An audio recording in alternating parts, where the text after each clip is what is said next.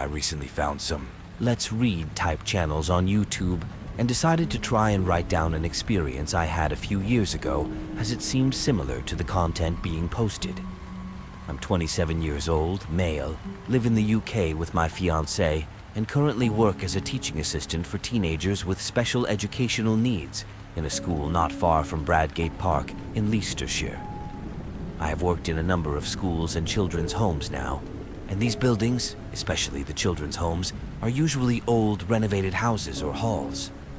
This particular story happened in 2013, when I had just started working as a support worker at a care home for teenagers and young adults, 18, 30 years old, with autism, brain damage, and challenging behavior. The house that I worked in was pretty big. There were 2 living rooms, a large kitchen, a games room, a study, and 5 bedrooms. There was also a huge garden with a summer house activity room that led on to acres of fields and woodland. I had been working there for about 3 weeks and primarily worked the waking night shift. This shift ran from 10 p.m. until 8 a.m., and it was my duty to make sure all of the residents were settled for the night and to get the cleaning done before the day staff came in to take over. I would usually get all of my jobs done for around 1 a.m. and spend the rest of the night listening out for anyone that woke up. I would watch TV, read my university course books, or sometimes just play games on my phone once I was finished. The residents usually slept all night. On one particular night, a young man named James, not the actual name for legal reasons, was particularly restless.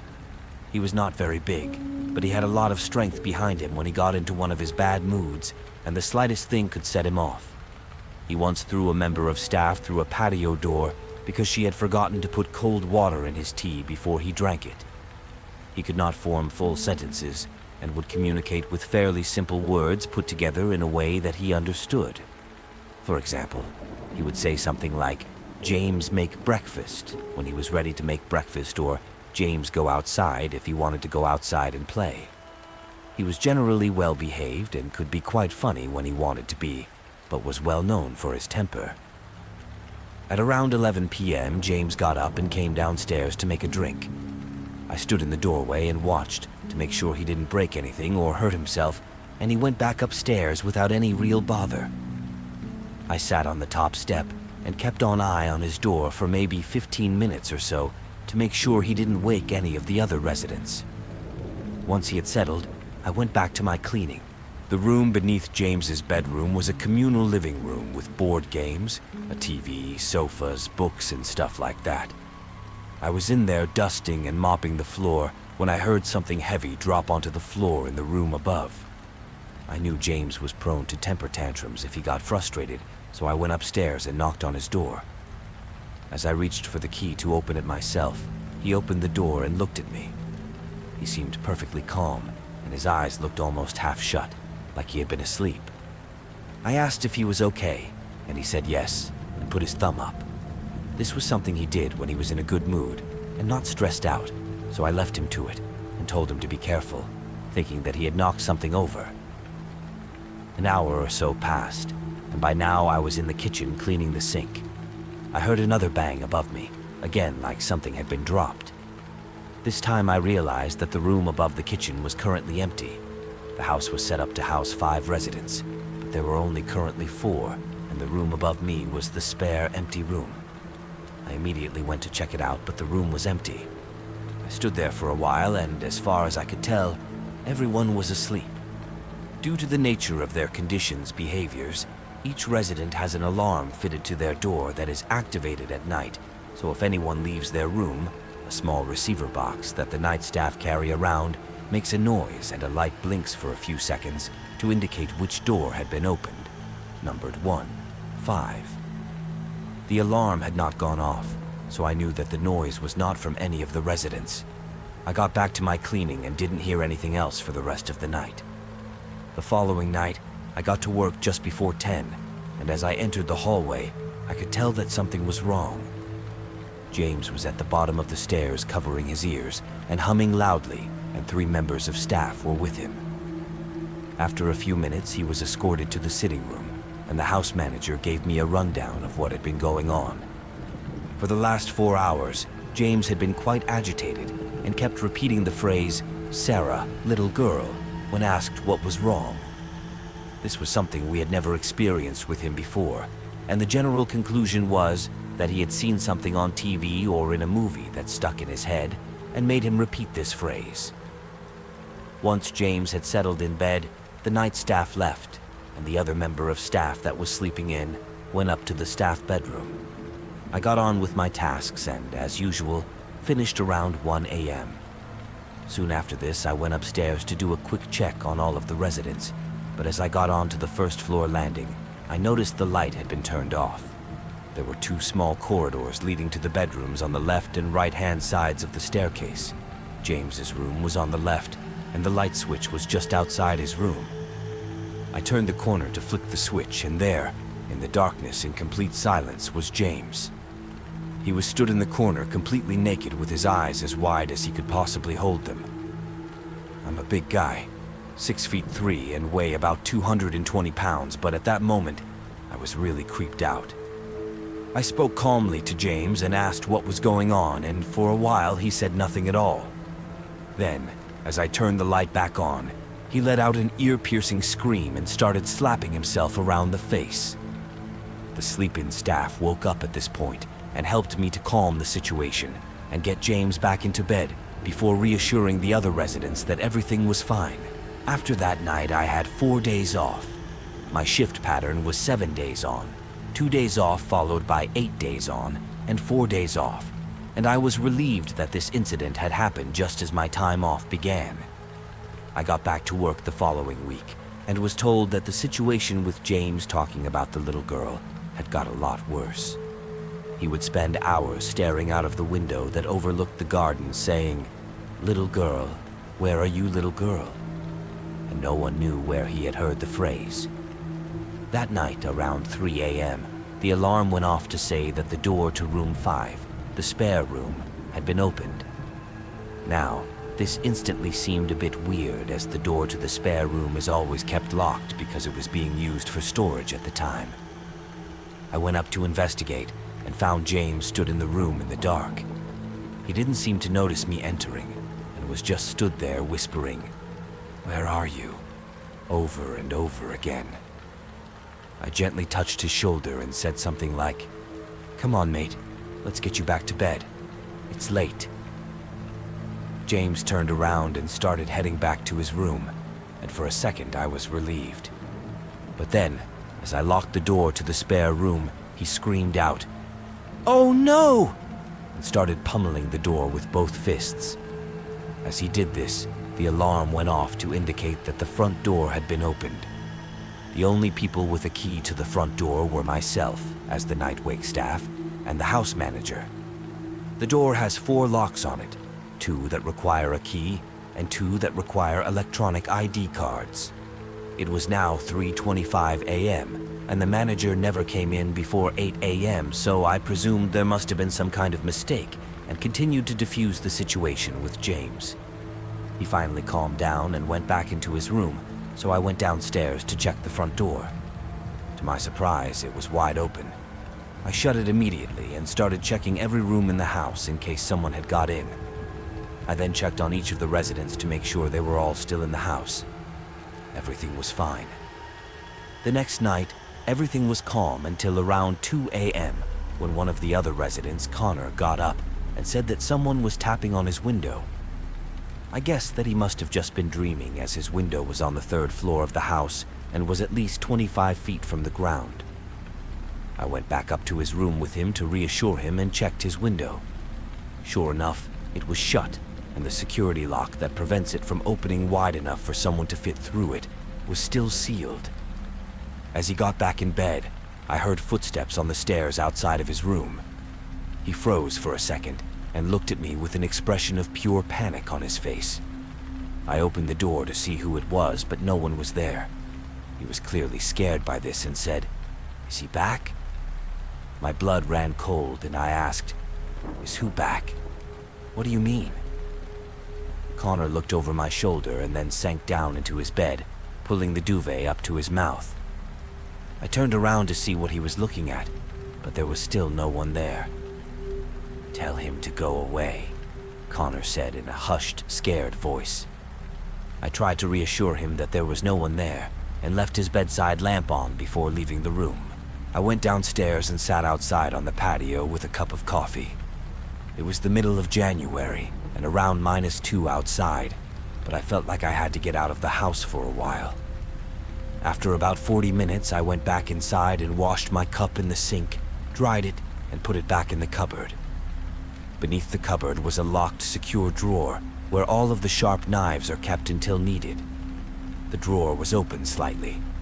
This was, obviously, a major issue as none of the residents were allowed access to the knife drawer without supervision. I counted the knives and realized that there was one missing, so I woke the sleep-in staff, told her the situation, and we began a search.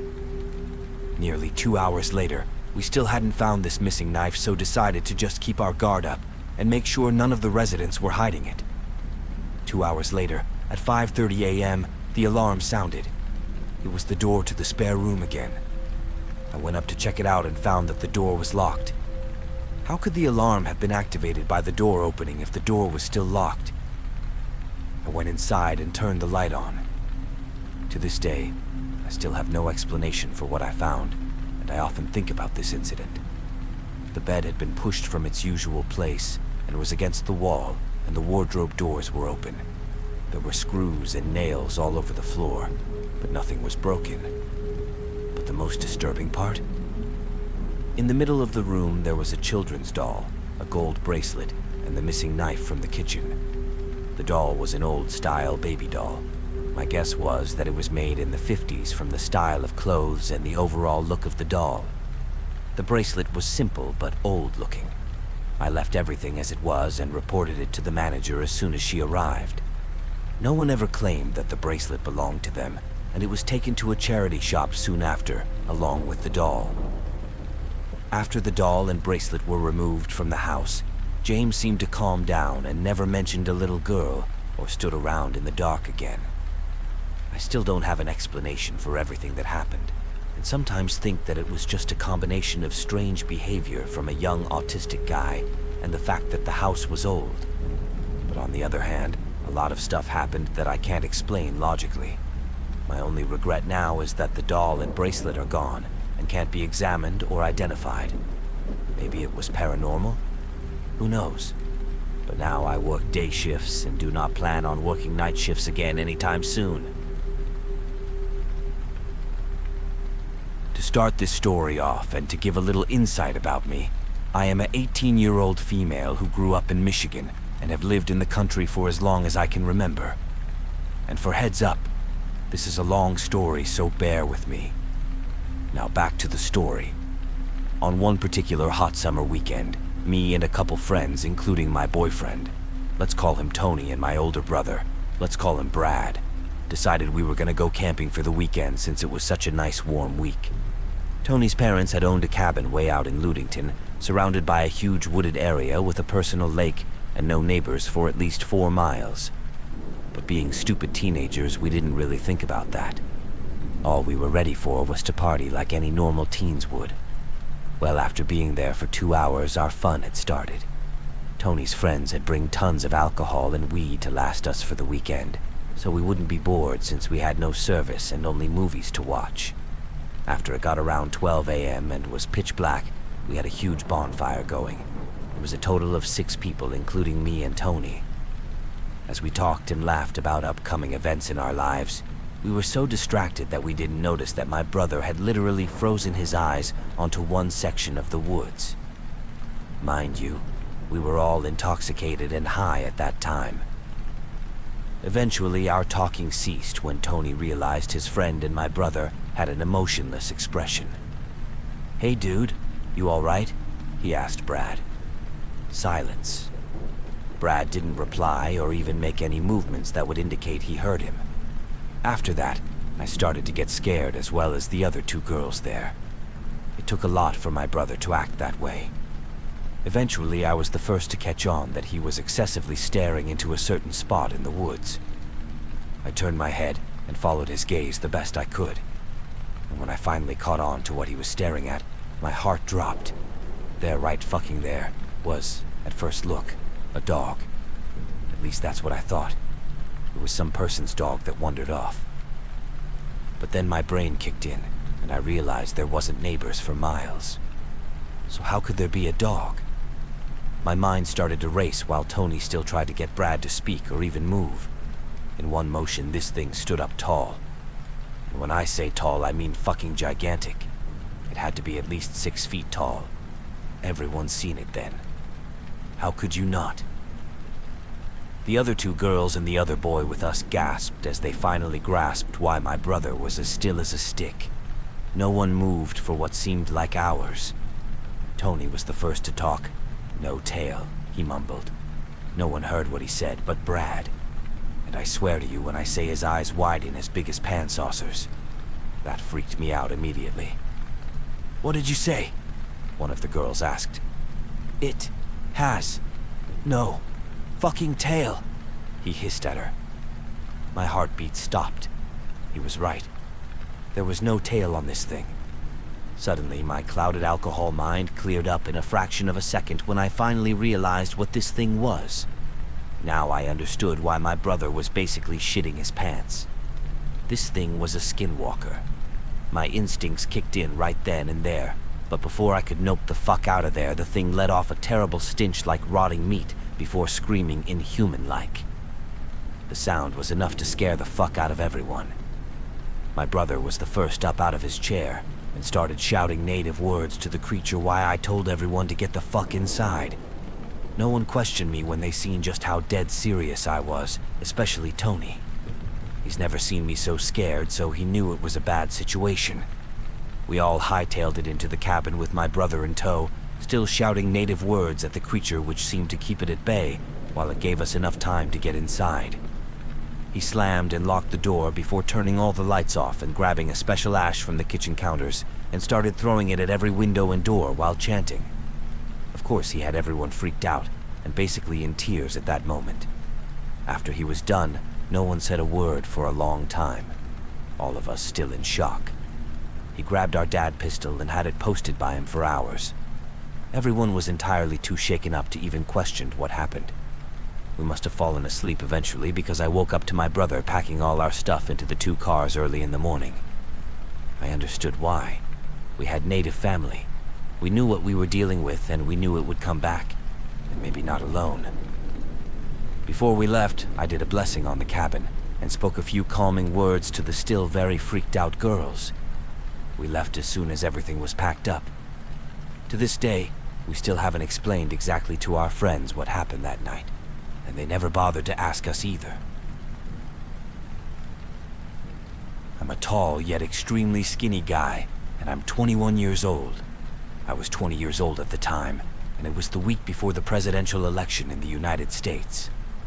I felt a lot of anxiety about the election, as I live in Manhattan, and there are a lot of crazy people in that city who act as if the entire world is going to end over one simple election. So, feeling exhausted from both that and my university, I decided to visit my friends in Moscow. I'm half Russian and have an apartment in the city center of Moscow. I had never been in Russia while it snowed, and luckily during this time it was snowing. The city looked beautiful, and the vibe I had from the city was perfect. I felt so calm, safe, and the whole world around me just seemed so quiet.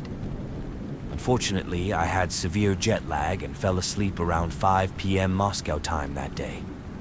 My friend went home to get ready for her classes the next day, and I woke up around 3 a.m. I could not fall back asleep, so I decided to go outside and take a walk around my area while it calmly snowed. I walked around the dead, empty city in my district and took in all of the beautiful architecture and snow falling down heavily. I don't remember for how long I was walking, but I crossed a bridge and entered deeply into a neighborhood I was not familiar with. I thought it would be okay, as I was in my district and sort of remembered the way back home. I eventually came up to this ginormous entrance of a block unit with a beautiful gate on it. The gate was opened, so I decided to step inside.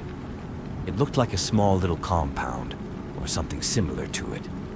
If anyone is from Russia, they probably know what I'm talking about. Everything was dead quiet, and the trees canopied in the square complex. To the right was an extremely tall building with a ginormous door. I peeked inside and saw a lightly dimmed lobby, typical Russian lobby vibe, with a blinking fluorescent light. I held on the door, and to my surprise, it was unlocked. I entered into the massive building and looked around. I saw many stairs wrapping around in a square leading up, a small typical Russian elevator, and to the right of the stairwell stairs that led down. The door at the bottom of the stairs was open. I absolutely do not know what came over me, as I'm not one to adventure alone. But as I stated earlier, everything felt so beautiful. The quiet vibe of snow-covered Russia had me feeling so peaceful, and I decided to just tiptoe on down into the basement to take a closer look. I walked into the room with the open door and threw on my flashlight on my phone. I saw an extremely long tunnel, and I could not see the end of it. I felt threatened by it and got extremely uncomfortable. I decided it was best for me to leave. When I turned around, the only light that was entering the tunnel was from outside of the doorway. I saw standing in the door a black silhouette. I quickly understood it was the outline of a person who was at least 5 inches taller than me, so I would say he was about 6'5". He was massive, and my stomach dropped so hard with my heart beginning to beat super quickly. He started to speak to me in Russian, but as my Russian isn't fluent, I did not understand everything he said. "I'm sorry, I don't speak Russian," I said to him in Russian. "You speak English?" he said in English to me. I told him I did, and he asked me if I knew where I was. "No," I told him, as my mind started to fill up with a lot of different scenarios, one of which with me having to run down this tunnel and getting lost to avoid him if he chased me. "These tunnels used to be used for Red Army soldiers to move from one place to another during the war," he explained to me. "This whole building used to be a bunker for Red Army soldiers." I said, "Ah," to show some interest, and began to move towards the left while facing him, in attempts to get him to move out of the doorway. "This whole place is now apartments. I have one on the top floor. You should come see it," he said to me. "It's quite late, and I think I should be going," I said. However, he grabbed my small wrist with a lot of strength and led me towards the stairs to go to the main floor of the lobby. "I have a view you'll love," he called the small elevator, and if any of you have ever been to Russia, you'll know exactly what type of elevator it is, the type that can barely fit 2 people. He began telling me about how he just got back from Chicago, and that his husband loved Chicago as well. This started to have me panicking, as I thought to myself that there would be another man up to where he was bringing me, and I would have 2 men overpower me. Once we go to his room, I looked at this massive studio apartment he had. He had only candles to light the room, with a lot of tapestries dividing it up, with both the candle and moonlight shining through it to create a super eerie vibe. I looked out his window as he instructed me, and I have to admit, the view was amazing. I got a panoramic view of Taganskaya and of the Kotelnicheskaya embankment building. I then started scoping around, looking for an opportunity to get out of there. "Where is your husband?" I asked. He looked at me and laughed. "Oh, he's dead." He then picked me up, and I asked him what he is doing. He brought me into another room and began to touch me inappropriately. He ran his hand down my back and took my phone from my back pocket. I did not realize he did this, as I was just in horror as this man licked me and said explicit things in Russian. I tried to pull away, but it made him squeeze and corner me even harder. After about 10 minutes of this, he told me to wait a moment. He went into his bathroom, and in this moment I immediately sprinted over to the door. There were no lights, so I went to pull out my phone for the flashlight, only to my horror the phone was missing from my back pocket. I almost nearly had a heart attack as I realized I would have to go back into that bedroom to get my phone. I darted back into the room and saw my phone lying on a couch he had next to his bed. I grabbed it and ran for the door. I unlocked 2 locks on one door, and when I opened that one, there was an outer door. I managed to get it open. As I ran out, the adrenaline was so high in me I ignored the elevator and went straight for the stairs. I ran around in circles down it for what seemed like forever until I finally reached the bottom. I practically leaped down a few steps to go out of the lobby and to the main door I had entered from. It wouldn't open as I pushed as hard as I could on it. I then began to start sobbing to myself and cursing. The thought of me having to go back into that tunnel to hide again from him came over me, and I almost began to accept that as a reality at this point. I quickly tried to pull myself together and noticed the typical button you should press to disable the magnet that holds the door locked. I pressed it, heard the monotoned beep that follows, and fell out of the door and into the snow. I never understood why characters could not pull themselves together when running in horror movies, always falling on themselves. But in that moment, I did the same, and I sort of understand it now. I treaded through the thigh-high snow and to the main road by exiting the complex. I sprinted, ignoring my lungs screaming for air down the main road, only slowing down once I reached a bridge that led me to my street. Once I got inside, I sat in my bed for 2 hours, nearly shaking before I told anyone about it.